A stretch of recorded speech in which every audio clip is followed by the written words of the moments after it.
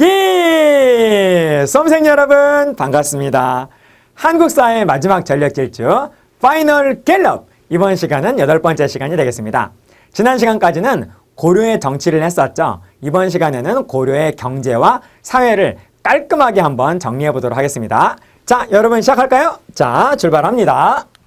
자, 고려의 경제, 먼저 수치부터 보도록 하겠습니다. 토지세, 여러분 뭐라 그러죠? 조세 또는 전세라고 표현을 하지요. 자, 그리고 국가가 국민한테 특산물을 요구하죠. 그래서 국가가 국민한테 특산물 또는 토산물을 요구해서 국민이 국가한테 특산물을 바치는 제도를 뭐라 그럽니까? 공납이라고 그러죠. 그리고 그 공납이라고 하는 제도 속에서 바치는 물건은 바로 공물이라고 하지요. 자, 그리고 국가가 국민한테 노동력 제공을 요구하면 국민은 노동력을 국가한테 바쳐야 했다라는 겁니다. 그것을 여러분 한 글자로 뭐라 그럽니까? 역이라고 하지요. 그렇습니다. 좀 더 세부적으로 좀 보시면 조세는 논과 밭으로 나누어서 그리고 그 땅을 3등급으로 나누어서 상전, 중전, 하전 이런 식으로 3등급으로 나누어서 차등징수했습니다. 여러분 기준이 뭐죠? 비옥도죠. 비옥도. 비옥도에 따라서 이렇게 3등급으로 나누었다라는 겁니다. 그런데 고려 이전에 통일신라의 민정문서에서는 비옥도를 몇 등급으로 나눴었죠? 여러분 기억이 안 나시죠? 기억이 안 나는 게 당연합니다. 민정문서에서는 비옥도에 대한 언급이 없죠. 그리고 고려시대에 3등급이 되는 것이고, 그리고 조선시대로 가면 좀 더 세부적으로 나누어지게 되면서 바로 조선의 세종대왕의 공법에서는 비옥도에 따라서 몇 등분합니까? 그렇죠. 6등분을 하죠. 그래서 가장 비옥한 토지는 1등전이라고 하고 그 다음은 2등전. 그래서 2, 3, 4, 5, 6 이렇게 가서 가장 척박한 토지는 6등전이라고 하지 않습니까? 여러분 그것을 무엇이라고 하죠? 전분 6등법이라고 그러잖아요. 그래서 시간이 점점 흐를수록 비옥도에 대한 세분화가 이루어진다라는 겁니다. 민정문서는 없고 고려는 3, 조선 세종대왕 때 공법은 6. 그렇게 기억해 주시면 되겠습니다. 자, 그리고 특산물. 항상 납부하는 경우는 상공, 그리고 별도로 납부하는 경우는 별공이라고 했다라는 거. 그리고 역도 두 종류죠. 공사 현장, 그러니까 토목공사나 건축공사 같은 공사 현장에 투입되는 경우, 그 경우는 뭐라 그러냐면 요역이라고 그러고, 그리고 군복무 시킨 경우는 군역이라고 하지 않습니까? 이렇게 다시 한번 정리해 주시고요. 자, 이제 이거로 가겠습니다. 한국사에서 공부하는 토지 제도는 여러분 둘 중에 뭐죠? 소유권 제도, 수조권 제도 둘 중에 뭡니까? 그렇죠, 여러분. 수조권 제도다라는 겁니다. 수조권의 개념을 우리 다시 한번 점검해 보도록 하겠습니다. 자, 여러분 여기 어떤 농경지가 있습니다. 개인이 소유하고 있는 사유의 농경지라고 한번 가정을 해보도록 하겠어요. 이 농경지의 주인이 바로 이 사람이라고 가정을 했을 때 이 사람은 농사를 열심히 지어가지고 여기에서 지금 현재 이 사람은 이 농경지에 대해서 소유권을 현재 가지고 있죠. 소유권을 가지고 있습니다. 열심히 농사 지어서 이만큼의 곡식을 바로 수확을 했다라고 가정을 한번 해보겠습니다. 그런데 여러분 이 세상 모든 물건이 다 세금 내야 돼요. 이게 다 이 사람 거가 되는 것은 아니고 이 중에 일부를 띄어가지고 국가한테 바쳐야 했다라는 겁니다. 그래서 일부를 이렇게 똑 띄어가지고 국가한테 세금으로 이렇게 바치게 되는데, 자, 여러분 이렇게 농경지에 생산된 생산물, 곡식의 일부를 국가한테 세금으로 바치는 것을 다시 한번 우리 뭐라 그러죠? 그렇습니다. 이거를 바로 조세라고 한다라는 겁니다. 당시에는 현금이 일반화되지 않았기 때문에 세금으로 바치는 것도 이렇게 곡식으로 바쳤다라는 거죠. 이것이 바로 조세가 되고요. 국가는 현재 보세요, 여러분. 농경지, 이 농경지에 대한 소유권을 가지고 있는 사람은 이 사람 개인이죠. 그래서 국가가 이 농경지에 대해서 소유권을 가지고 있는 건 아니고요. 다만 이 농경지에 대해서 어떤 권리는 가지고 있냐면 바로 이겁니다. 조세를 징수하는 권리는 가지고 있죠. 그러므로 이 농경지에 대해서 지금 현재 국가가 가지고 있는 것은 수조권이다라는 겁니다.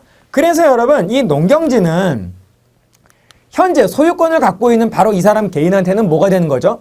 소유지가 되는 것이고, 네. 그리고 수조권을 보유하고 있는 국가한테는 이 농경지는 뭐가 되는 거죠? 그렇습니다. 수조지가 된다라는 겁니다.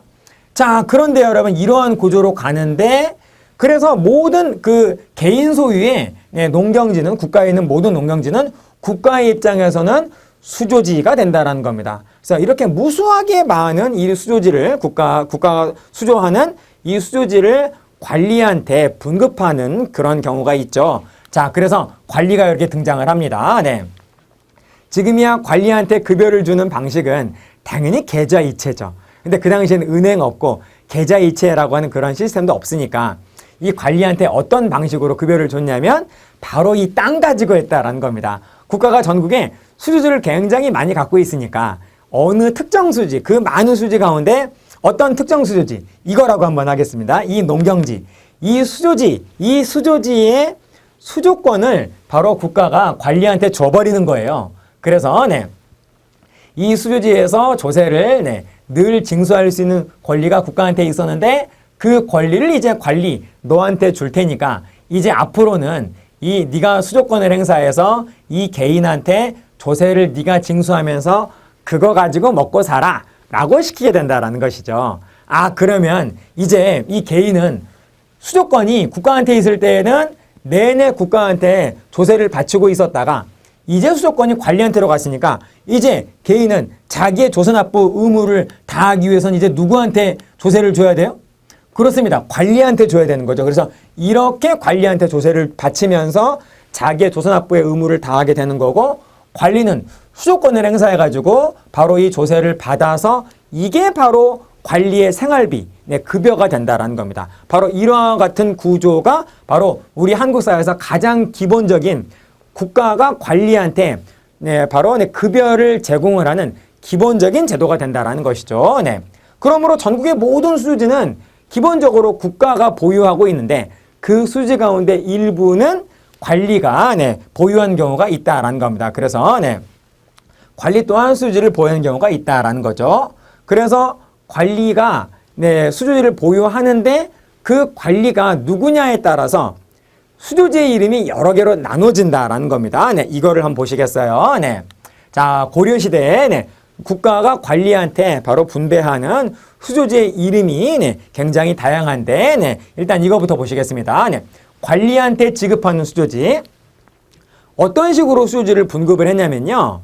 여러분 지금도 그렇죠. 높은 공무원일수록 월급이 더 높잖아요. 월급이 더 높죠. 많죠. 그런 것처럼 높은 관리한테는 보다 더 넓은 면적의 수조지를 주고 그리고 낮은 관리로 내려갈수록 그 관리한테 분배하는 수조지의 면적은 줄어들게 되겠죠. 그래서 어떻게 나누었냐면 크게 18급으로 나눈 겁니다.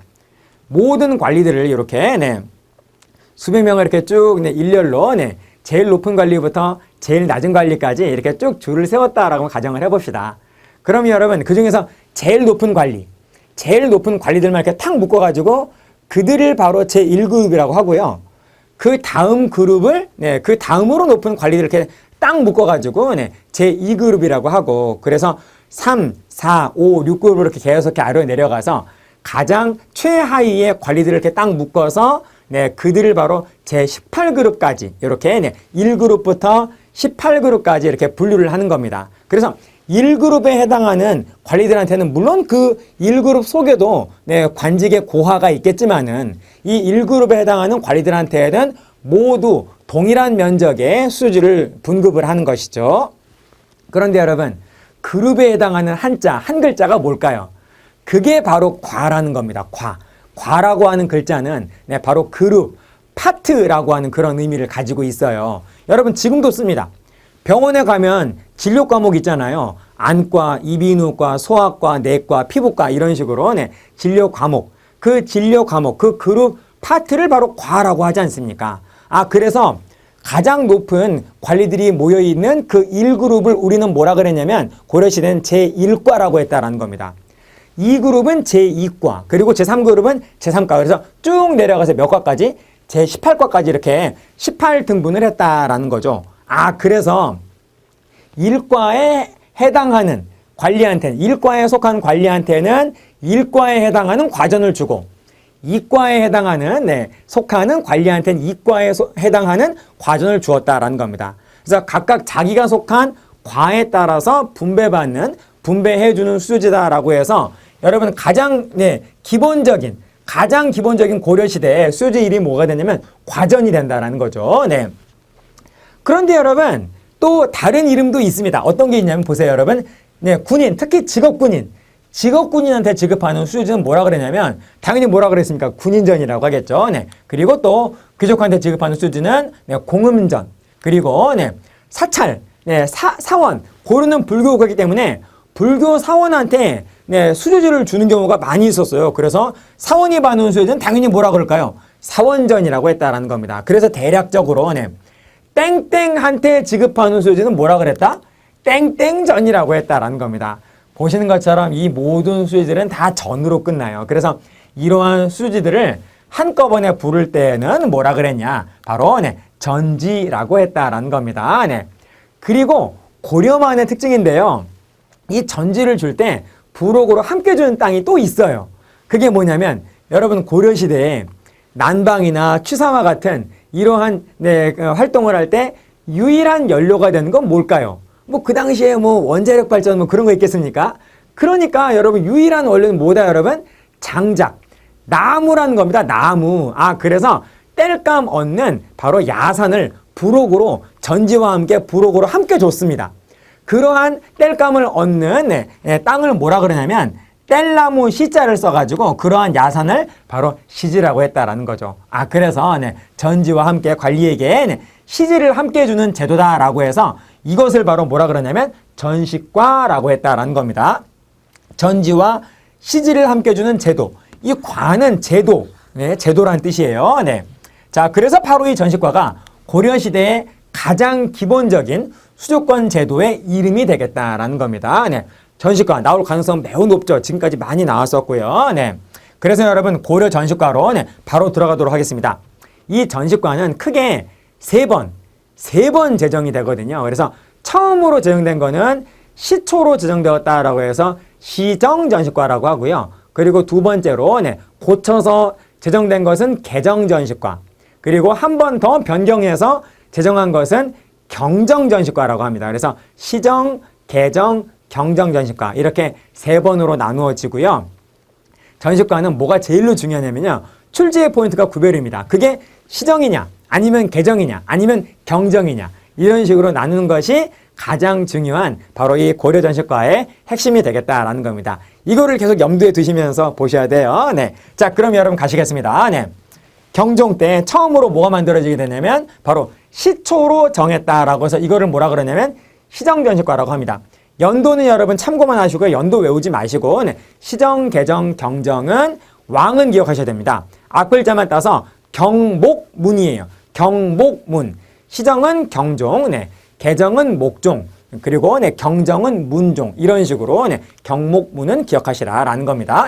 시정전식과 내용 한번 보실까요?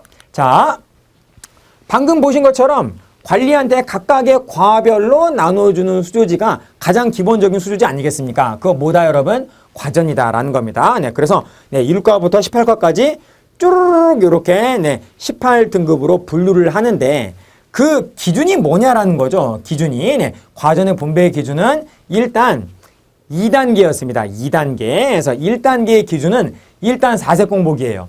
여러분 경종은 광종 아들이거든요. 그래서 자기 앞에 아버지인 광종 때 바로 4세 공복을 제정하지 않습니까? 그거 뭐죠 여러분? 자단비녹이죠. 자단비녹. 그래서 관리들을 자색, 단색, 비색, 녹색으로 이렇게 4종류의 컬러로 관복을 입혀놨다라는 거예요. 그래서 일단 나눌 때 이렇게 자그룹, 단그룹, 비그룹, 녹그룹을 이렇게 4등분을 한 겁니다. 그래 놓고 좀 더 세분화했다라는 거예요. 그래서 다음 제2단계의 기준이 또 필요하게 되는데 그래서 좀 더 세분을 해가지고 어떻게 나누었느냐. 인품에 따라서 세분을 했다라는 겁니다. 그래서 자그룹을 또 잘게 나누고 단그룹을 또 잘게 나누고 B그룹을 또 녹그룹을 잘게 나누어가지고 이렇게 18과로 쫙 분류를 했다라는 것이죠. 그런데 여러분 여기서 말하는 인품은 뭘 말하냐면요. 이 인간성, 인격을 의미하는 게 아니라 출신 성분, 그러니까 출신 가문을 의미합니다. 그래서 출신 가문에 따라서 좀 더 높여주고 낮추고 그랬다라는 거예요. 물론 이 출신 가문에는 당연히 충성도, 그 가문이 기본적으로 가지고 있는 충성도도 고려가 되었겠죠. 네, 그렇습니다. 그래서 보시는 것처럼 시정전시과에서 과전을 분배하는 기준은 2단계로서 1단계는 4색 공복, 2단계는 인품이기 때문에 결코 18품계가 아니다라는 게 중요해요. 18품계에 따라서 이렇게 18과를 나누는 것은 언제부터냐면 다음 전시과인 개정전시과 때부터 시작이 된다라는 겁니다. 네, 기억해 주십시오. 이거는 개정부터다라는 거예요. 자, 그 다음 보시겠습니다. 네. 자, 관리한테 과전을 나누어 주는데 여러분 현직, 전직 이건 여러분 전부 다예요. 네. 이 현직, 전직 전부 다 바로 과전을 보유하게 하다가요. 이것이 어느 전시과 때부터 전직이 빠지게 되냐면 바로 경정전시과 때부터 빠지게 전직은 빠지게 된다라는 겁니다. 자, 이게 바로 시정전시과의 중요한 핵심이 되겠습니다. 자, 그럼 여러분 다음 전시과로 가겠습니다. 경목문이죠? 그렇다면 여러분 이거는 무슨 전시과겠어요? 그렇습니다. 개정전시과가 된다라는 겁니다. 자, 개정전시과에선 또 우리가 주목할 만한 그러한 핵심은 또 어떤 것들이 있는가 보시겠어요? 과전의 분배 기준이 아까 시정 때의 4색 공복 1단계, 그다음에 2단계 인품 이거 모두 없어지면서 뭐가 된다? 18품계에 따라서 바로 과를 나누게 된다라는 것이죠.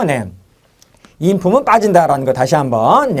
다음 보시면은 현직, 전직 여러분 개정 때까지는 모두 다 준다라는 거예요. 모두 다 준다. 그런데 이게 경정으로 가게 되면 국가가 관리한테 갑자기 인색해지면서 이제는 전직 관리는 안 되겠다 그러면서 퇴직할 때 반납해라 라고 이렇게 인색해지게 된다는 겁니다. 아무튼 개정 때까지는 현직, 전직 모두 바로 보유할 수 있었다라는 것이죠. 다음 보시겠습니다. 직업군인이 받는 수지 아까 봤습니다. 여러분 그 무슨 전? 군인전이 바로 이 개정전시과 때 신설이 되었다라는 것이고요. 자, 다음 보시겠습니다. 1과부터 18과에 이때 바로 분류가 되지 못한 되게 불쌍한 관리들이 또 있었어요. 그래서 그들을 구제하기 위해서 말하자면 19번째 그룹, 제19과를 만들었는데 그 19번째 마지막 그룹을 뭐라 그랬냐면요. 이 18과에 한 개 바깥의 과라고 해서 바로 한외과, 한 개 바깥의 과라고 해서 이것을 바로 한외과라고 했다라는 것입니다. 그래서 한외과가 신설이 된 것은 개정전시과고요. 이 한외과 속에 들어가 있던 이 대상이 되었던 관리들을 경정전시과 때는 이들을 모두 18과 안으로 집어넣어 버리기 때문에 한외과에 적용을 받는 관리들은 없어지게 됩니다. 그래서 자동적으로 무슨 전시과 때는 소멸하게 되냐면 경정전시과 때는 소멸을 하게 된다는 것이죠. 이렇게 여러분 정리해 주십시오. 이게 개정전시과의 핵심이 되겠습니다. 다음 보실까요? 자, 문종 때 경정전시과가 나오게 되는데요. 그 개정전시과와 경정전시과 사이에 먼저 등장한 게 있는데 그게 뭐냐면 바로 이겁니다. 문종 때 왕 같은 문종이에요. 문종 때 무엇이 신설이 되냐면 바로 5품 이상 관리한테 지급이 된다. 여러분 고려 시대에 몇 품 이상부터를 귀족이라고 하죠? 그렇습니다. 5품 이상을 바로 귀족이라고 하니까 귀족한테 지급이 된다라고 생각하시면 되겠습니다. 그리고 기본적으로 이와 같은 수조지는 세습이 안 되는 게 원칙이에요. 그런데 정말로 고맙게도 이 수조지는 자손한테도 세습이 가능한 매우 특혜를 주는 그런 수조지였다라는 겁니다. 귀족한테 바로 지급이 되면서 세습이 가능한 귀족의 특혜를 봐주는 바로 이와 같은 수조지를 우리 뭐라 그러느냐? 공음전시라고 한다라는 거죠. 전지와 시를 합쳐가지고 전시 이런 식으로 부르기도 하지요. 그러니까 공음전이라는 그런 뜻이 되겠습니다. 자, 그래서 공음전시 이것은 공음전은 세습이 가능한 매우 예외적인 수주제가 된다라는 겁니다. 우리 여기서 경정전시과를 들어가기 전에 일단 이거부터 합시다. 세습이 가능한 예외적으로 세습이 가능한 수조지가 있는데 일단 그거를 한번 정리하고 그 다음에 경정으로 바로 가겠어요. 자, 보신 것처럼 수주제의 원칙은 세습이 여러분 가능 불가? 그렇습니다. 불가라는 거죠. 불가. 여러분이 공무원으로 있는 동안에는 월급 받죠. 그 다음에 퇴직한 다음에 뭐 받습니까? 연금 받죠. 그런데 그 연금은 언제까지 연금이 지급이 되죠? 죽을 때까지 아니겠습니까? 죽은 다음에 자손한테 상속이 되면은 얼마나 좋겠어요. 그런데 연금은 세습이 안 되죠. 네, 죽을 때까지만 바로 지급이 된다는 겁니다. 그러니까 여기서 우리가 얻을 수 있는 교훈은 뭡니까? 오래 살아야 된다는 겁니다. 네, 오래오래 살면서 연금 계속 받으면서 멋지고 아름다운 그런 어떤 노후를 우리가 또 만끽을 해야겠죠? 그것 때문에 우리가 지금 이렇게 열심히 공부하는 거 아니겠습니까? 여러분 조금만 더 기운 내십시오. 네. 원더풀 라이프가 곧 여러분한테 펼쳐질 겁니다. 자, 여러분 조금만 더 기운 내주세요.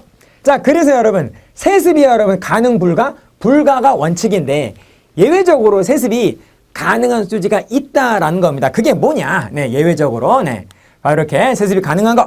자, 이렇습니다. 일단 내외군 공공 이렇게 앞글자만 쌤이 땄는데요. 일단 이름을 외우시고 이게 누구한테 주는 거냐? 당연히 여러분 대상이 누구냐라는 것도 기억하셔야 되겠고 도대체 무슨 이유로 해서 세습이 가능하냐? 이게 더 중요하다라는 겁니다. 그래서 대상은 아래쪽에다 쌤이 만들어 놨고요. 이유가 위쪽에 있습니다. 자, 하나씩 보실까요, 여러분? 자, 왕실의 경비를 마련하는 수요지는 뭐라 그러죠? 그렇습니다. 내장전이라고 그러죠. 이건 여러분 너무나 당연합니다. 왕조가 계속 이어지니까 왕 아들이 왕되고 그 아들이 또 왕되니까 왕조가 지속되는 한 뭐는 필요하다? 내장전은 필요하다라는 겁니다. 자, 다음에 여러분 왜 이거 뭐냐면 향리한테 지급하는 수요지를 바로 외역전이라 그랬어요. 여러분 바깥 외자는 우리 한국사에서 외국을 의미하는 경우보다는 수도 바깥 그러니까 지방을 의미하는 경우가 더 많다라는 겁니다. 아, 그래서 수도 바깥인 지방에서 일하는 사람이 누구죠? 즉 외역을 담당하는 사람이 누구죠? 향리죠. 그러니까 이 외역에 대한 대가로 지급하는 수지가 바로 외역전이 된다라는 겁니다. 향리가 받는 게 바로 외역전인데 이거는 왜 세습이 되느냐? 향리 아들도 향리거든요. 그러니까 자기가 하던 업무를 아들한테 물려주면서 자기는 퇴직하면서 아들이 새로운 향리가 된다는 겁니다. 그러니까 향리는 세습이 된다는 거죠. 그러니까 근무하는 자기 근무가 세습이 되니까 근무에 대한 대가 또한 외역전 또한 세습이 된다라는 것이죠. 그러한 패턴이 하나 더 있습니다, 여러분. 직업군인. 직업군인이 받는 수요지는 바로 군인전인데 여러분 아시다시피 고려 과거제에서는 무과는 거의 실시되지 않았다가 바로 현재 정답 아닙니까? 그래서 공개 채용으로 군인들을 매번 뽑지 않았다라는 겁니다. 어떻게 해서 군인의 수는 계속 유지가 되었느냐? 이 직업군인들의 수는 아들로 세습이 되었다라는 겁니다. 그러니까 군인 가문이 있어갖고 군인인 사람은 자기 아들을 어렸을 때부터 무예를 가르쳐서 자기의 그 대를 잇는 군인으로 육성을 하는 겁니다. 그래서 자기 퇴직하면서 그 아들이 새로운 군인이 승계하면서 자기의 바로 그 직역에 대한 대가인 군인전 또한 바로 세습이 된다라는 겁니다. 그래서 직역 세습, 외역전과 군인전은 같은 패턴이다라는 것이고요. 자, 다음에 공신한테 주는 수요지는 뭐라 그러죠? 공신전이라고 그러죠. 이 공신전은 왕조가 이어지는 한, 왕조가 지속이 되는 한 국가의 공을 세운 이 공은 계속 이어지는 거 아니겠습니까? 아, 그래서 세습이 된다라는 겁니다. 자, 그리고 귀족한테 그냥 주는 거, 바로 공음전, 귀족이라는 이유로 바로 주는 겁니다. 여러분 귀족의 정의가 뭐죠? 합법적으로 바로 자기가 갖고 있는 부와 명예와 권력이 합법적으로 세습이 되는 아주 특별한 가문을 바로 귀족이라고 하잖아요. 그래서 귀족이라고 하는 기득권을 가지면은 이러한 혜택도 바로 딸려온다라는 것이죠. 자, 그래서 이렇게 5개 기억할 수 있도록 해주십시오. 자, 그럼 여러분 이제 하나 남은 무슨 전시과로 간다? 경정전시과로 가도록 하겠습니다. 자, 경정전시과는 이때 갑자기 고려 정부가 관리들한테 인색해지면서 현직일 땐 당연히 줘야겠지만은 전직일 때 미안하지만 퇴직과 동시에 반납을 하고 과전 이 수료지를 반납을 하고 퇴직을 좀 해줘야겠어 라고 하면서 갑자기 이렇게 인색해지게 된다라는 겁니다. 경정전시과 때 X 하나 생긴다라는 거죠. 자, 계속 보실까요? 자, 여러분 이거 일단 여러분 관계라고 하는 단어부터 간략하게 말씀을 드리겠습니다. 여러분 지금도 그래요. 네, 공무원은 높은 공무원이 있고 낮은 공무원이 있지 않습니까? 그래서 네, 관리의 등급이 있잖아요. 이 관리의 등급을 우리 뭐라 그랬죠? 관등이라고 했죠. 그 관등을 구체적으로 숫자로 표현하는 경우는 뭐라 그러냐면 품계라고 그러고요. 그러니까 관등을 구체적으로 숫자로 표현하는 방식은 품계라고 하고, 그런데 그래서 1품, 2품 이런 식으로 품계라고 하는데, 그 품계에 매치가 되는, 그 품계에 해당하는 이름이 또 따로 있습니다. 그 이름을 바로 뭐라 그러냐면 관계라고 한다라는 거죠. 네. 지금 우리 대한민국 사회에서도 네, 공무원이 있으니까요. 대한민국 공무원도 품계와 관계를 지금 쓰고 있다라고 말할 수 있겠다라는 겁니다. 여러분, 우리 대한민국 공무원은 1급 공무원부터 몇 급 공무원까지 있죠? 9급 공무원까지 있죠. 9급까지. 그래서 1급부터 9급까지 있으니까 현재 우리 대한민국은 물론 세부적으로 나누면 더 많지만은 크게 봤을 때 몇 관등제? 9관등제라고 말할 수 있겠다라는 겁니다. 그래서 1급부터 9급까지 그 숫자가 바로 품계가 되는 것이고, 그 각각의 급에 해당하는 단어가 있죠. 단어가 있습니다. 네. 1급 공무원은 뭐라 그러냐면 관리관이라고 그러고요. 2급 공무원은 이사관, 3급은 네, 부이사관, 4급은 서기관, 5급은 사무관, 6급은 주사, 7급은 주사보, 8급은 서기, 9급은 서기보라고 하거든요. 그러니까 어떤 숫자는 품계가 되는 거고, 어떤 숫자, 그 숫자에 해당하는 단어, 네, 예쁜 이름은 바로 뭐가 된다? 관계가 된다라는 겁니다. 네. 자, 관계의 의미는 이해하셨죠? 그런데 고려시대에는 이 문신과 무신 모두 예외적으로 네, 문산계라고 하는 관계를 지급을 받았어요. 그래서 정규군은 아닌데 전투에 참여하고 협력하는 특수계층, 이러한 사람들한테 부여하는 관계를 고려시대에만 뭐라 그랬냐면 무산계라고 했다는 겁니다. 자, 이러한 사람들이 도대체 어떤 사람들이냐? 이런 사람들이에요. 네, 바로 여진족 추장 또는 탐라 왕족, 이런 특별한 사람들, 이러한 사람들도 이제 대우하기 위해서 무산계라고 하는 관계를 바로 부여를 해줬다라는 겁니다. 협력하는 사람 어떤 사람들이냐? 바로 공장. 공장은 수공업자를 말해요. 네. 그래서 전장을 따라다니면서 무기를 만들어주고, 대장장이죠. 무기를 만들어주고, 또 무기가 갑자기 이렇게 고장이 났을 때에는 수리해주고, 전장을 따라다니면서 이렇게 무기를 제조 또는 수리해주는 바로 대장장이와 같은 이러한 수공업자들. 이러한 사람들도 목숨 걸긴 마찬가지 아니겠습니까? 화살이 막 적군의 화살이 날라오는데 공장이라고 해서 비켜서 쏘진 않는다라는 거죠. 같이 날라온다라는 거죠. 자, 그런 목숨 거는 사람들 또 어떤 사람들이 있냐? 오케스트라, 군악대, 군악대 또한 저는 피리를 불어요 하면 여러분 화살이 오다가 비켜가나요? 아니죠. 목숨 걸기 마찬가지다라는 겁니다. 또 노병, 이제 나이가 들어가지고 이제는 직접 칼을 들고 교전에 참여하진 않지만은 계속 전장을 따라다니면서 젊은 병사들한테 코치해주고 자기의 그 노하우를 계속 전수하면서 바로 계속 사기를 북돋워 올려주는 바로 그러한 노병. 또 누가 있냐면 향리. 우리나라는 정말 산과 계곡이 많지 않습니까? 그래서 산속으로 깊이 들어갔다가 군대가 길을 잃는 경우가 많아요. 그래서 이런 경우는 그 지역의 향리가 길 안내를 해줘야 바로 행군과 군사작전이 원활하게 수행이 된다는 겁니다. 그래서 이러한 도와주는 사람도 우대하기 위해서 뭐를 만들었다? 무산계를 만들었는데, 이 무산계라고 하는 것은 일단 언제 바로 창설이 되었냐면 성종 때. 성종 때 바로 일단 무산계가 만들어지고, 성종 때 만들어진 이 무산계를 받은 사람들한테도 바로 전지와 시지를 전시를 지급을 하는 이 무산계 전시는 바로 경정전시과인 바로 문종 때 이때 만들어졌다라는 것입니다. 이렇게 여러분 이해해 주세요. 무산계라고 하는 관계는 성종 때, 무산계 전시는 문종 때인 경정전시과다라는 겁니다. 오케이. 자, 그리고 여러분 경정전시과 조금만 더 보시면 법계를 가진 승려, 그리고 풍수지리업의 치사. 자, 이러한 사람들한테 나눠준 수주는 별도로 하사한다라고 해서 뭐라 그러냐면 별사전이라고 했다라는 겁니다. 고려는 불교국가니까 이러한 승려한테 별사전 주는 경우가 많았다라는 겁니다. 사원한테, 절한테 주면 사원전, 승려 개인한테 주면은 별사전이라고 했다라는 겁니다. 또 풍수지리업의 치사, 뭐 지팡이 같은 거 이렇게 산으로 다니면서 여기가 바로 전하의 명당이요 라고 하는 사람 있지 않습니까? 네, 바로 그분한테도 별사전이라고 하는 수조지를 주었다라는 겁니다. 네. 그런데 주의하실 것은 이 별사전은 한자도 같은데요. 조선으로 가면 다른 사람한테 줍니다. 조선의 별사전은 준공신, 네, 토벌에 협력한다거나 아무튼 공신급은 아닌데 네, 그 다음 레벨의 공신이라고 말할 수 있는 준공신한테 네, 바로 주는 수지가 네, 조선의 별사전이고 그리고 네, 고려의 별사전은 바로 이와 같은 사람들한테 주는 것이 고려의 별사전이었다라는 것입니다. 네. 자, 조금만 더 보시겠어요?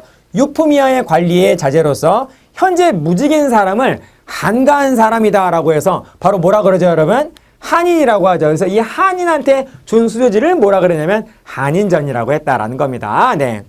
예를 들면 여러분 어떤 기술관이 있어요. 네, 바로 네, 아버지가 의사입니다. 의관이에요. 네. 그래서 이제 아들이 계속 아버지의 그 의술을 바로 네, 계속 전수를 받으면서 일종의 그 인턴 레지던트 일을 하고 있는데 현재 이 사람이 네, 현재 어떤 아무런 그 급여를 받지 않고 네, 생계가 막막하면은 이 사람은 곧 얼마 안 있으면은 아버지의 뒤를 이어서 의관이 될 사람이 분명한데 그런데 지금 당장 생계를 해결해 주지 않으면은 지금 당장 뭔가 일을 찾아서 나선다라는 겁니다. 그래서 미래에 곧 네, 어떤 훌륭한 기술관이 된 그러한 특별한 사람한테 바로 이와 같은 한인전이라고 하는 네, 이런 수지를 먼저 지급을 해가지고 그 사람이 네, 특별한 어떤 딴 마음을 먹지 않고 네, 바로 네, 아버지의 직을 승계해서 네, 바로 자기가 갖고 있는 기술을 계속 발휘할 수 있도록 네, 만들어주는 그러한 수지, 이거를 바로 뭐라 그러냐면 한인전이라고 한다는 거죠. 자, 그래서 여러분 이렇게 두 개는 여러분 언제 신설이 되었다? 경정전시과 때 신설이 되었다라는 겁니다. 네, 이렇게 여러분 구별을 해주시면 아주 좋을 것 같습니다. 네. 자, 그럼 여러분 이제 우리 전시과는 마무리가 됐고요. 이제 산업으로 가보도록 하겠습니다. 네. 자, 우선 제일 중요한 게 농업이죠. 자, 여러분 이렇게 한번 외워보세요. 네. 이시윤, 무슨 남자 이름 같은데 이시윤은 모두 고려시대에 시작했다. 네, 그렇게 여러분 이해해 주시면 되겠습니다. 네. 이시윤은 모두 농사법이에요. 네, 이는 이양법, 그리고 시는 시비법, 비료를 주는 방법이죠. 유는 윤작법. 여러분 모내기가 뭡니까? 그렇죠, 이양법이죠. 네, 비료를 주는 방법, 네, 비료를 시행하는 방법이다라고 해서 시비법이라고 그러고, 그리고 네, 밭농사의 경우에 조, 보리, 콩과 같이 이렇게 세 종류의 서로 다른 작물을 번갈아 가면서 계속 네, 돌려가면서 농사짓는 방법. 그래서 바퀴가 돌듯이 이렇게 계속 사이클이 돈다라고 해서 네, 바퀴룬자를 써서 윤작법이라고 그러고요. 이렇게 세 종류의 작물을 한 바퀴 돌리는데 2년 걸려요. 그래서 2년 3작. 네, 바로 이런 그 농사법을 바로 뭐라 그러냐면 윤작법이라고 한다는 겁니다. 그런데 이거는 모두 어느 시대에 스타트했다? 고려시대에 스타트했다라는 것입니다. 네. 자, 그리고 중요한 농사 하나 있어요. 충정왕 때. 충정왕. 네. 충정왕 때 이암이 원나라에서 가져온 원나라 농서가 있습니다. 여러분 그게 뭐냐면 농상집요예요. 농상집요. 우리나라 국산 농서가 아니죠. 네. 충정왕 지읒, 농상집요 지읒, 지읒. 충무순왕이라는 건 알겠는데 그게 충무순왕이지 하면서 헷갈릴 수 있거든요. 그래서 네, 지읒으로 네, 이렇게 기억하시면 조금 여러분 네, 오글거리긴 하지만은 그래도 여러분 답을 고르는데 도움만 된다면 못할 게 뭐가 있습니까? 네, 지읒으로 기억해 주십시오. 네. 이거는 원나라 농서고 네, 국산 농서가 아닙니다. 여러분, 네, 우리 한국사 최초의 국산 농서는 바로 세종대왕 때의 농사직설이죠. 네, 그렇습니다. 네. 계속 보실까요? 자, 이제 수공업을 보시면 전기의 고려의 그 수공업은 관청과 소수공업이 기본이었는데 이것이 이제 후기로 가게 되면은 네, 바로 주도권이 어느 쪽으로 하냐면 사원수공업과 민간수공업이 주류를 이루게 된다라는 것입니다. 네, 오케이. 다음 보실까요? 상업. 시전, 네, 바로 시장에 있는 가게를 가게전자라고 있어요. 네, 시장에 있는 가게, 이것을 바로 시전이라 그러고, 네, 이 시전을 감독하는 관청으로서, 네, 바로 문종 때 뭐가 만들어지게 되냐면 경시서, 네, 경시서라고 하는 감독관청이 만들어진다라는 겁니다. 말하자면 지증왕 때 동시전, 동시를 감독하는 동시전. 또 효소왕 때 서시하고 남시가 추가가 되면서 네, 서시전, 남시전이라는 감독관청이 만들어졌듯이 고려시대의 시전은 감독하는 관청이 바로 문종 때의 무엇이다? 경시서로 출발한다라는 겁니다. 이것이 네, 바로 조선 세조 때의 평시서로 명칭이 바뀌고 그리고 이것이 대안적으로 가면 평식원으로 바뀌지 않습니까? 아무튼 네, 고려는 경시서라는 겁니다. 네. 자, 그 다음에 여러분 고려화폐를 보시면 네, 우리가 알아요. 한국산 최초의 국산 주조화폐, 네, 바로 여러분 네, 성종 때 말을 해버렸네요. 네, 성종 때의 건원중보, 성종 때의 건원중보가 바로 최초가 되겠다라는 겁니다. 철전이었다라는 것도 네, 말씀을 드렸었죠. 자, 그 다음 여러분 네, 화폐를 되게 많이 만든 왕입니다. 주전도감, 동전을 주조하는, 아무튼 화폐를 주조하는 도감이라고 해서 주전도감을 네, 바로 네, 설치를 해놓고 그 주전도감을 중심으로 해서 굉장히 많은 사만통보중보, 해동통보중보, 동국통보중보와 같은 네, 이런 네, 바로 동전도 만들어지고 그리고 네, 또 은병이라고 하는 은화까지 바로 주전도감에서 만들었죠. 네. 활구라는 별명도 가지고 있었습니다. 네. 자, 여러분 이 왕 누굽니까, 여러분? 숙종이라는 것이죠. 고려 숙종. 네. 자, 다음 보실까요? 국제무역항. 네. 여러분 국제무역항은 언제나 수도 근처에 바로 항구가 바로 국제무역항의 기능을 하게 됩니다. 통신신라의 수도는 경주 금성이니까요. 네, 경주 바로 옆에 있는 울산이 네, 바로 국제무역항으로서 네, 큰 기능을 하였고, 그런데 수도가 고려의 수도는 개경 아닙니까? 개경과 울산 너무 머니까 개경 바로 옆에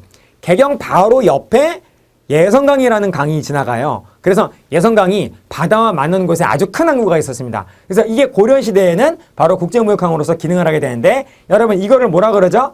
병난도라고 한다라는 겁니다. 통일신라의 국제무역항은 울산, 고려시대는 병난도. 오케이. 네. 그렇게 여러분 기억해 주십시오. 네. 자, 이제 경제 이것으로 마무리하고요. 이제 사회 보시겠습니다. 사회. 네.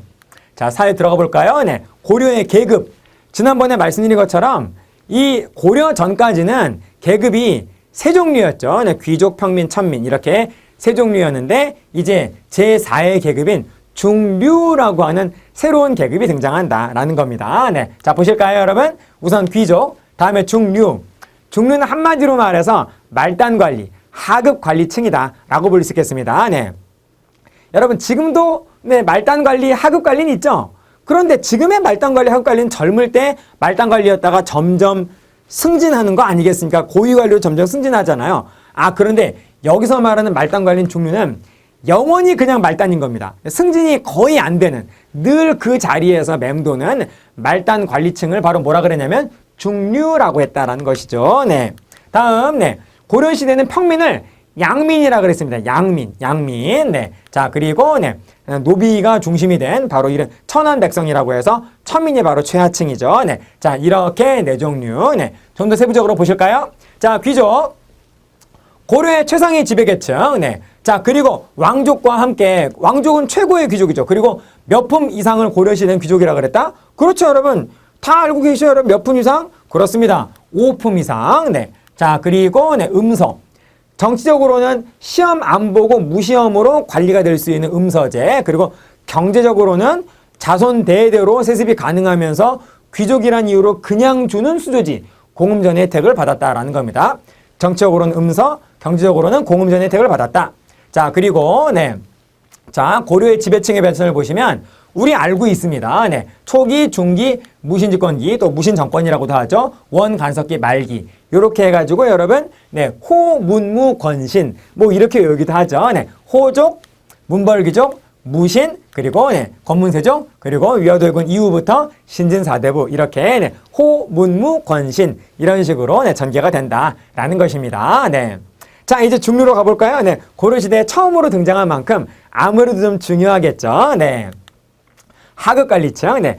말단관리라고 하면 조금, 네. 어감이 조금, 네. 좀 저렴하니까, 네. 하급관리층이라고 하겠습니다. 네. 자, 우선 중앙의 하급관리, 네. 잡류라고 하고요. 네. 지방의 하급관리, 네. 향리, 네. 물론, 네. 호장과 보호장과 같은 상층 향리는 빼고, 그 아래쪽, 네. 네. 그리고, 네.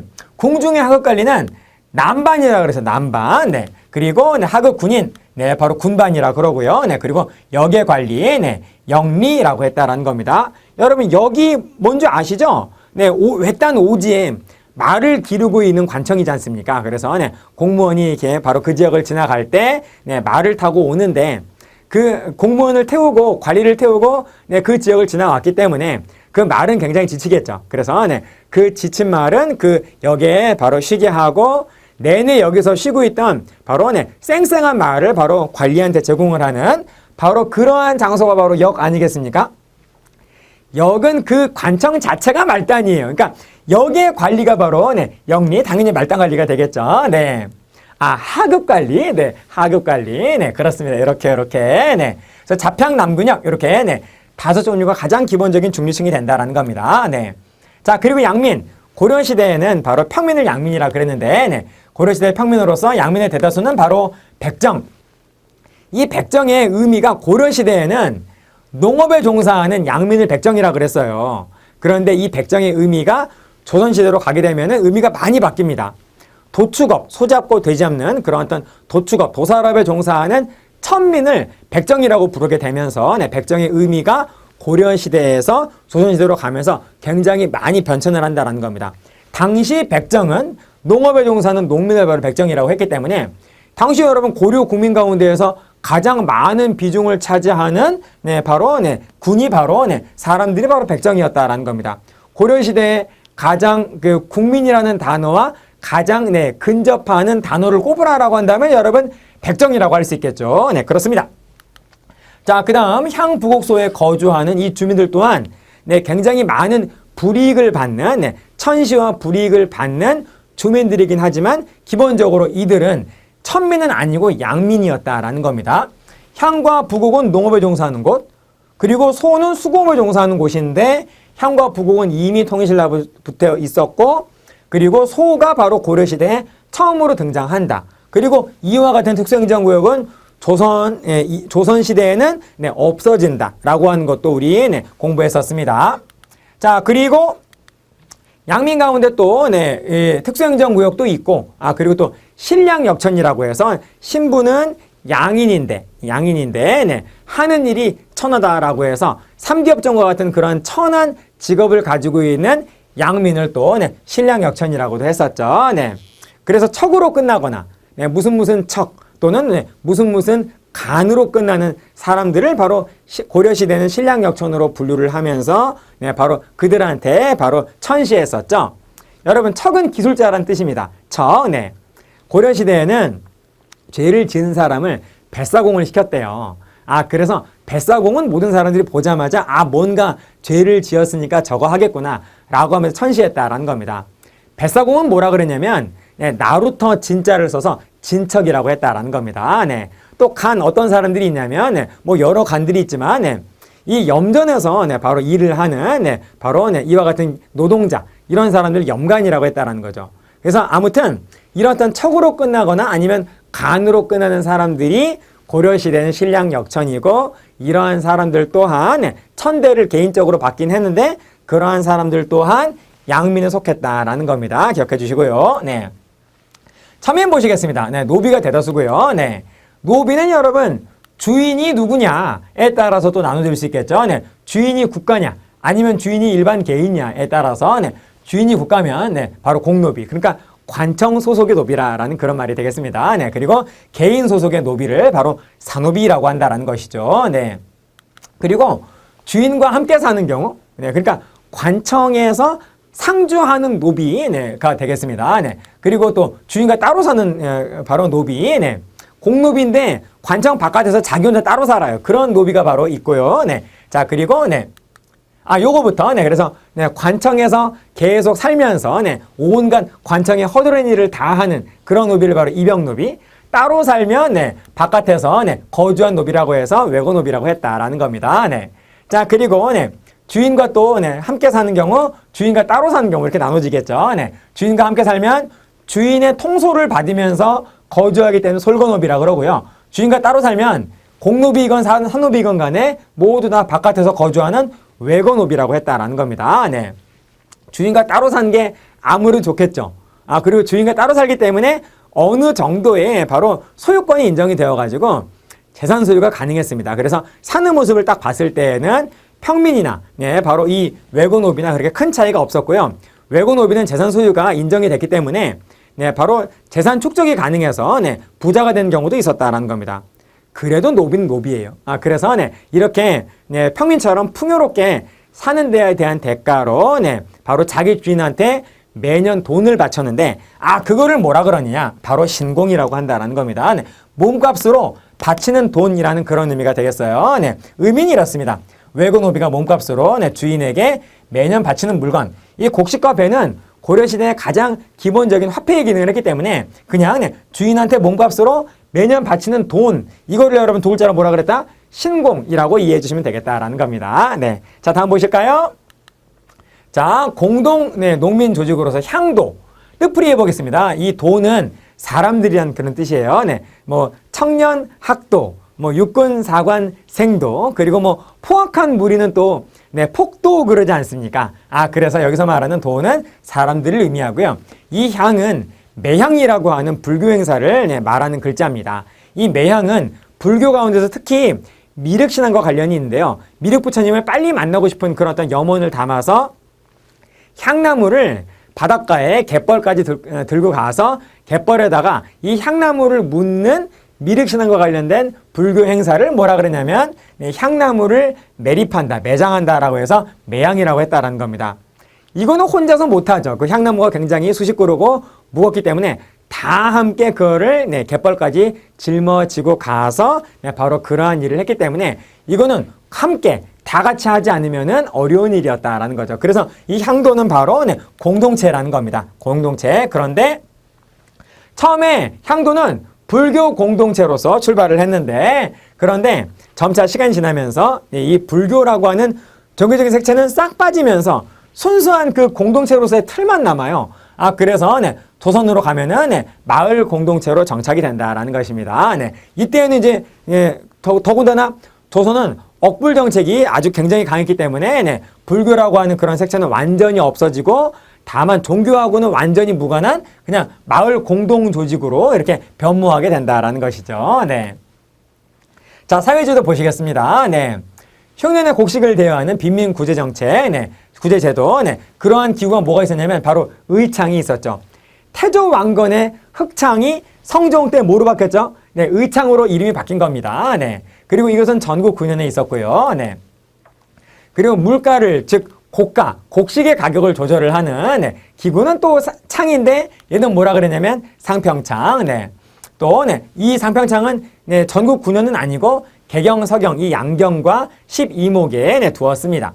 자, 그리고 환자 진료하는 고려시대 병원은 개경의 궁궐 동쪽에 동대비원, 서쪽에 서대비원 이렇게 해서 동서대비원이라고 했고 약국은 백성들한테 은혜를 베푸는 약국이다라고 해서 뭐라 그랬냐면 희민국이라고 했다라는 겁니다.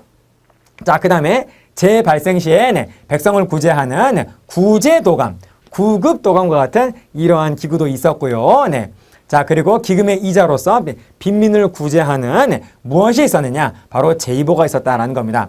이 보는 기금, 한마디로 돈덩어리입니다. 그래서 돈을 빌려주고 약간의 이자를 받게 되면은 이자 수익이 생기겠죠. 그 이자 수익을 가지고서 바로 이 공적 사업을 할 때 공적 사업을 하는 그러한 기금, 펀드를 한 글자로 뭐라 그러냐면 보라고 한다라는 겁니다. 그리고 그 공적 사업의 목적이 바로 그 각각의 보의 이름이 돼요. 그래서 무슨 보 되게 많은데 이 보는 광종 때 설치가 됐고요. 제위가 바로 목적입니다. 구제한다. 위태로움. 가난한 백성들의 위태로움을 구제하는 보는 뭐라 그러냐면 제위보라고 했다라는 겁니다. 예를 들어서 태조 왕건 때 바로 장학재단으로서 만든 보호는 공부 열심히 해라라는 그런 의미에서 학보라고 했다라는 것이죠. 이렇게 제2보는 광종. 자, 그리고 여러분 이 혼인을 보시면 바로 고려시대에는 몇 부 몇 처제냐면 1부 1처제가 기본이었다라는 거. 그리고 원간섭기의 공녀. 그 원간섭기의 이 몽골이 이 원나라가 고려 여성을 많이 요구했어요. 그래서 여러분 공납이라는 제도 하에서 바치는 물건은 공물이라 그러죠. 바치는 여자는 공녀라고 했다라는 겁니다. 그런데 유부녀는 안 끌고 가니까 안 끌려가기 위해서 미리 결혼을 하는 거죠. 어릴 때 이미 결혼 약속을 해가지고 이미 부부의 연을 맺는 거예요. 그래서 미리 빨리 결혼한다라고 해서 무슨 풍습이 바로 발생했다? 조혼 풍습이 바로 발생했다라는 겁니다. 네. 이 퀴즈 한번 내볼까요? 이 조혼의 바로 이런 풍습을, 네, 이 조혼이라고 하는 것을, 네, 바로, 네, 네, 폐지한 것은 여러분, 네, 바로, 네, 1894년 몇 차 가복인가요? 1차. 1갑 때 바로 조혼 금지가 이루어지게 된다는 겁니다. 아무튼, 조혼이 시작된 것은 바로 이것 때문이다라고, 네, 볼 수 있겠습니다. 네. 좋아요, 여러분. 자, 그리고 여성의 지위는 여러분, 고려부터 조선 전기까지는 모두 여러분, 양난 이전은 조선 전기까지는 남존 여비인가요? 남녀 동등인가요? 물론 바깥일은 남자가 다 하는데, 네, 가정 안에서는, 네, 조선 전기까지, 고려부터 양난 이전에 조선 전기까지는 남녀 동등이었다라는 겁니다. 네, 이렇게 기억하시면 되겠어요. 네. 자, 그래서 남녀 동등이다라고 하는 것만 여러분 잘 잡고 있으면은 거의 대부분의, 네, 바로 여성의 지위와 관련된 내용들은 자동적으로 좀 해결이 되는 부분이 있습니다. 네, 그래서 고려부터 조선 전기까지는 남녀 동등으로 가다가 양난을 거치면서 외란과 호란을 거치면서 그 이후부터를 조선 후기라 그러거든요. 그래서 조선 후기가 되면은 남존 여비로 바뀐다라는 것입니다. 네, 미리 기억하시면 참 좋습니다. 네. 자, 그래서 여러분 여기까지 하겠습니다. 자, 그래서 여러분 이번 제8강에서는 고려의 경제와 사회를 또 한번 깔끔하게 한번 샥, 네, 섭렵을 했습니다. 여러분 꼭 잘 보셔가지고, 네, 정리를 하셔가지고 꼭 내 것으로 만들어주세요. 그러면 여러분 다음 강 고려의 문화 제9강에서 또 뵙도록 하겠습니다. 여러분 여기까지 하겠습니다. 마치겠습니다. 끝! 구독과 좋아요를 눌러주세요.